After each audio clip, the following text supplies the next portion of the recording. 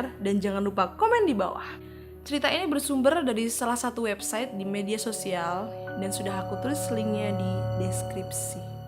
Kisah ini bermula dari dua orang remaja bernama Adi dan Ayu yang melakukan pendakian di Gunung Ciremai. Setelah mereka melakukan persiapan dan perlengkapan, berangkatlah mereka ke Gunung Ciremai dan sampailah mereka ke base camp. Setelah mereka sampai ke base camp, mereka segera mengurus simaksi dan melakukan pendakian. Saat mereka mendaki, mereka tidak menemukan hal aneh apapun sampai ke puncak, bahkan sampai mereka mendirikan tenda dan ngecamp di sana. Hal aneh justru terjadi saat mereka turun dari gunung itu. Singkat cerita, saat mereka sudah puas menikmati puncaknya Gunung Ciremai, mereka memutuskan untuk turun. Dan disinilah kejanggalan mulai terjadi. Mereka lalu berpamitan kepada pendaki-pendaki yang ada di sana. Salah satu pendaki menyarankan mereka untuk ngecamp semalam lagi, tapi mereka menolaknya karena keesokan harinya mereka harus berangkat kerja. Pada akhirnya mereka turun, dan saat melewati jalur pengasinan, tidak disangka-sangka si Ayu tiba-tiba haid. Saat Ayu tahu bahwa dirinya haid, dia bergegas memasang pembalut dan segera mengajak Adi untuk bergegas turun. Singkat cerita, mereka melanjutkan perjalanan. Ayu di depan dan Adi di belakang untuk mengawasi. Mereka lalu sampai di jalur Linggarjati. Di sini mereka diharuskan jalan pelan, sangat pelan, karena trek di jalur ini sangat terjal, jadi tidak memungkinkan mereka untuk jalan terlalu cepat. Tapi di sini Ayu sebentar-sebentar minta berhenti, mungkin karena pengaruh haid. Mereka melanjutkan perjalanan. Mereka terus berjalan. Dan cukup lama mereka berjalan, akhirnya mereka sampai di pos Sanggabuana. Disinilah keanehan mulai terjadi. Mereka tidak menemukan satupun pendaki yang naik, padahal keadaan di situ sangat ramai. Karena itulah mereka memberanikan diri untuk turun saat itu juga, walaupun sudah kesorean. Sekitar jam 5 sore, mereka sampai di pos Batu Lingga. Mereka menemukan tempat yang cukup landai dan mereka istirahat di sana sambil menyeduh kopi dan membuat mie. Gimana nih?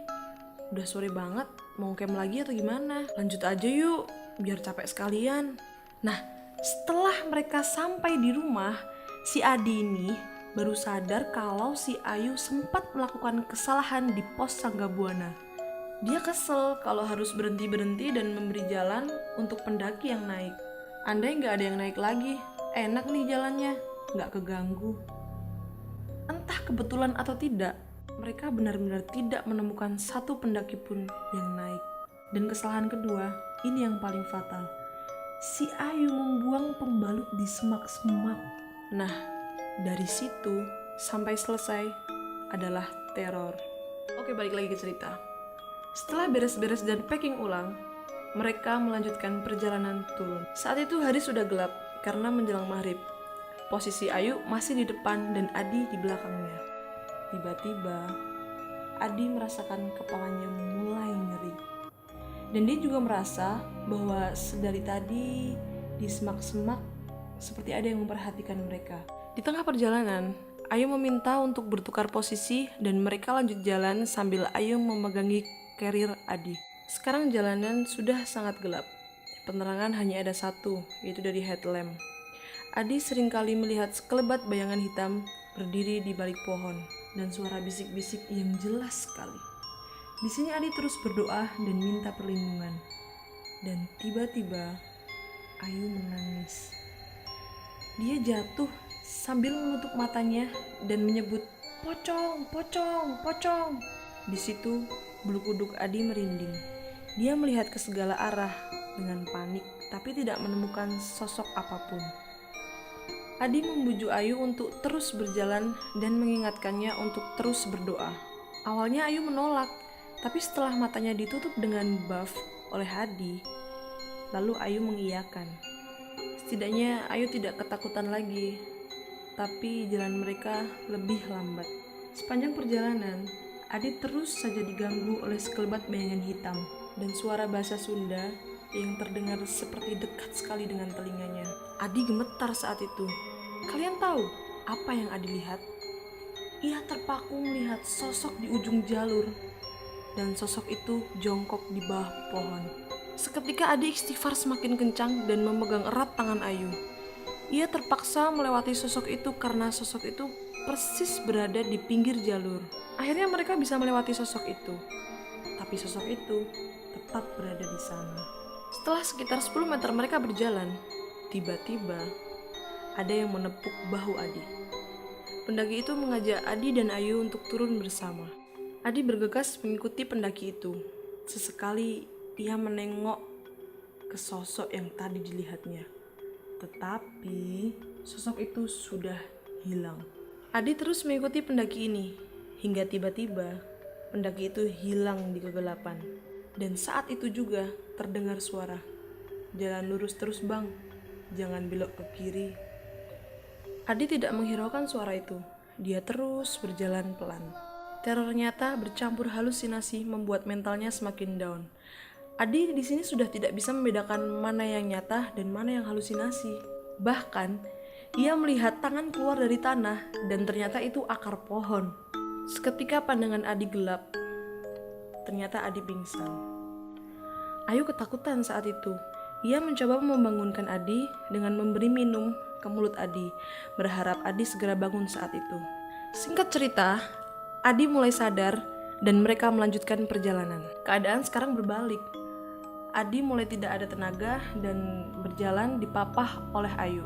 Adi terus saja masih dihantui oleh bayangan-bayangan sekelebat yang terlihat di pohon ke pohon. Bahkan, dia melihat sepasang kaki dan dia tidak berani melihatnya. Seketika itu dia memejamkan mata. Setelah melewati turunan yang agak tajam, ia melihat di sebelah kiri jalur seperti ada sebuah tenda. Dia lega bukan main. Adi memikirkan hal positif saat itu. Ia merasa dirinya selamat. Dia melihat 3 orang pendaki sedang mengelilingi api unggun di situ. Salah satu seorang pendaki melambaikan tangannya ke Adi. Tanpa pikir panjang, Adi mengajak Ayu untuk bergegas mendatangi kerumunan itu. "Yuk, lihat-lihat. Di sana ada tenda. Mendingan kita ke sana dulu istirahat, baru besok kita lanjut untuk turun." Tapi Ayu malah menampar Adi dengan keras. Sambil berteriak histeris. "Woi, Adi, sadar Di. Di sana gak ada apa-apa. Sadar, woi." 3 orang itu sekarang semuanya melambai ke arah Adi. "Itu ada orang, yuk di sana yuk. Gak enak udah dipanggil-panggil. Ayo ke sana, kita bisa istirahat." Tapi Ayu malah menampar Adi lebih keras dan menyuruhnya untuk istighfar. Dan kali ini, ketika Adi menengok ke kiri, 3 orang itu sudah berjarak 1 meter di dekatnya. Sambil menyeringai aneh, kepala 3 orang pendaki itu lepas dan jatuh ke tanah. Tidak hanya itu, sambil cekikikan, kepala tadi menggelinding ke arah Adi. Adi histeris bukan main. Ia langsung lari sekencang-kencangnya. Beberapa detik kemudian ia tersadar bahwa dia telah meninggalkan Ayu di belakang. Kakinya terasa lemas. Ia pengen balik menyusul Ayu, tapi dia kelewat takut. Tak lama kemudian, Adi melihat Ayu berjalan turun menghampirinya, dan Ayu hanya menepuk bahu Adi untuk mengajak jalan lagi. Mereka melanjutkan perjalanan, Ayu di depan dan Adi di belakangnya. Adi melebarkan jarak kepada Ayu, karena ia merasa Ayu yang di depannya itu bukan temannya. Adi terus memanjatkan doa. Ia ingin sekali membaca ayat kursi, tapi ia tidak hafal. Ia hanya bisa menunduk ke tanah, karena saat itu penampakan ada di mana-mana. Bahkan saat ia melihat ke tanah, di ujung matanya terlihat jelas seperti ada kaki-kaki di kanan dan kiri mengikuti langkahnya. Adi kaget bukan main. Jantungnya serasa mau copot saat melihat Ayu yang berada 3 meter di depannya tiba-tiba lari dan memanjat pohon sambil tertawa cekikikan. Dia langsung putar arah dan berlari ke atas lagi dan menemukan Ayu sedang bersender di bawah pohon sambil menangis. Di situ insting Adi merasakan bahwa itu Ayu yang asli.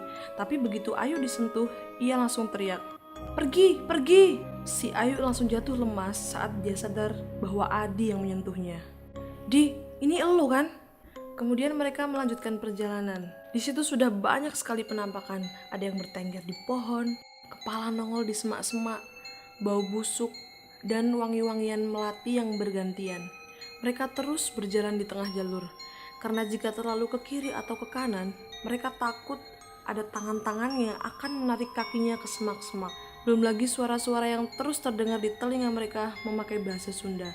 Ada suara cekikikan dan ada yang mengucapkan salam berulang-ulang. Adi sempat berlindung di balik pohon saat melihat kuda lewat tanpa penunggangnya. Tak berapa lama, akhirnya Adi dan Ayu bisa lepas dengan hutan itu dengan susah payah. Di situ